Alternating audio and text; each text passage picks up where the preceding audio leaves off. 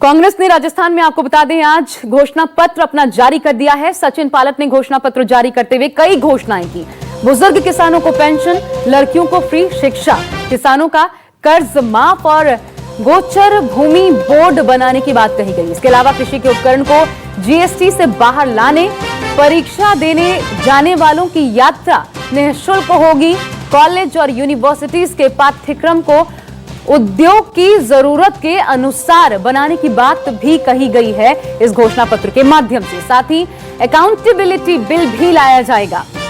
असंगठित क्षेत्रों के लिए बोर्ड बनाए जाएंगे। युवाओं को रोजगार, आसान दरों पर कर्ज दिलाने की मुहिम, युवाओं को 3,500 रुपए तक का बेरोजगारी भत्ता पढ़े लिखे बेरोजगारों को दिया जाएगा। हरदेव जोशी पत्रकारिता यूनिवर्सिटी भी फिर से शुरू की जाएगी। तो ये मुख्य मुद्दे, मुख्य पॉइंट्स हम आपको बता रहे हैं जो कि आज कांग्रेस के घोषणा पत्र में जब ये जारी किया गया तब सामने आए। बुजुर्ग किसानों को निश्चित पेंशन देंगे, गोचर भूमि बोर्ड बनाने का ऐलान भी किया गया। हम लोगों ने अपना घोषणा पत्र बहुत अध्ययन करने के बाद, चर्चा करने के बाद प्रस्तुत किया है। और जैसा कांग्रेस अध्यक्ष राहुल गांधी जी बोल चुके हैं और हमारे मैनिफेस्टो में भी आज हम लोग कह रहे हैं कि किसानों का जो कर्जा है उसको कांग्रेस पार्टी माफ करेगी और एक नई शुरुआत करने का मौका हमारे किसानों को राजस्थान में मिलेगा। हम लोगों ने मैनिफेस्टो में ये भी लिखा है कि हम जो महिलाएं हैं राजस्थान प्रदेश में, जो लड़की पैदा होगी उसके पैदा होने तक और जब तक वो पढ़ाई करना चाहे सारी पढ़ाई उसकी मुफ्त होगी, निःशुल्क होगी। महिलाओं को प्रोत्साहित करने के लिए पढ़ाई में आगे और आए। राजस्थान संभवतः शायद पहला प्रदेश होगा जहां महिलाओं की सारी एजुकेशन राजस्थान सरकार वहन करेगी। हम लोगों ने इसमें राइट टू हेल्थ का मेंशन भी किया है। डिटेल्स मैनिफेस्टो में आपको मिलेंगी। हम लोगों ने इस बात का भी विवरण रखा है कि किसान बहुत सी उम्मीद रखता है और कृषि लाभदायक हो नहीं रही, विशेष रूप से जब किसान की थोड़ी उम्र बढ़ जाती है। तो हम लोगों ने वृद्ध किसानों के लिए पेंशन का प्रावधान अपने मैनिफेस्टो में हमने शामिल किया है।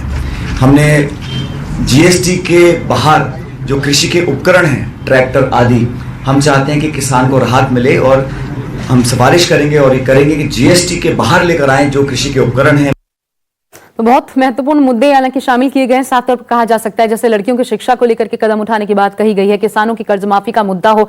और हम सीधा रुख कर लेते हैं, हमारे साथ केजे श्रीवत्सन हमारे सहयोगी जुड़ रहे हैं इस पर ज्यादा बातचीत के लिए। और श्रीवत्सन, बीजेपी का घोषणा पत्र भी जारी हो चुका है इससे पहले और अब कांग्रेस का घोषणा पत्र सामने आ गया। दोनों को आपने देखा, अच्छे से समझा भी। कौन ज्यादा लोक लुभावना नजर आता है आपको इस दृष्टिकोण से देखे तो?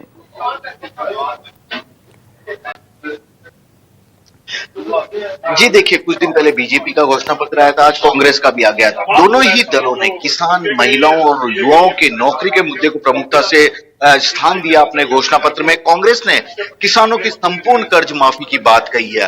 किसानों को के लिए लगातार संघर्ष कर रही थी, विपक्ष में रहते हुए पिछले 5 सालों से किसानों के मुद्दे उठा रही थी और वसुंधरा राजे सरकार को घेर रही थी।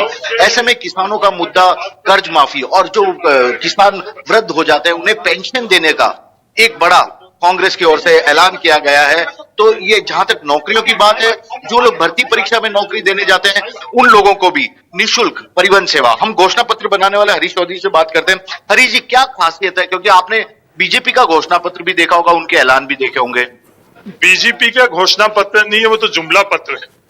और कांग्रेस हर समय घोषणा पत्र जो बनाती है और सरकार बनने के बाद उसको लागू भी करती है। कांग्रेस का इतिहास रहा है राजस्थान। क्या खासियत है जिसके चलते लोग कांग्रेस के भरोसा करें, उस पर वोट दें? कांग्रेस ने जब घोषणा पत्र बनाया और सरकार रही, वो घोषणा पत्र ही आधार रहा वो सरकार चलाने। कैबिनेट में सबसे पहले उस घोषणा पत्र को अप्रूव कराकर प्रशासन को उसी आधार पर काम करने का पिछली 2 दफे सरकार जब कांग्रेस की बनी, उस आधार पर सरकार में फैसले। किसानों के पूरे कर्जे माफ होंगे या कुछ उसमें भी शर्तें होगी? किसानों का कर्जा का फैसला, माफ का फैसला 10 दिनों के अंदर लिया जाएगा। ये बड़े स्पष्ट तौर के ऊपर घोषणा पत्र में दिखाया गया। सिर्फ कर्जा माफी नहीं, उनको वृद्ध किसान को पेंशन कैसे मिले, उनके बिल्कुल ये उपरांत महत्वपूर्ण GST से बात मुद्दे जो कैसे शामिल इस घोषणा पत्र में बताएगा। हालांकि कुछ दिन पहले जब मुख्यमंत्री वसुंधरा राजे सिंधिया सामने आई थी, उन्होंने भी कहा था कि हमने 95% काम जो घोषणा पत्र में कहे थे उसे पूरे किए हैं। अब कांग्रेस भी वही कह रही है, लेकिन सरकार किसकी बनती है महत्वपूर्ण ये होगा।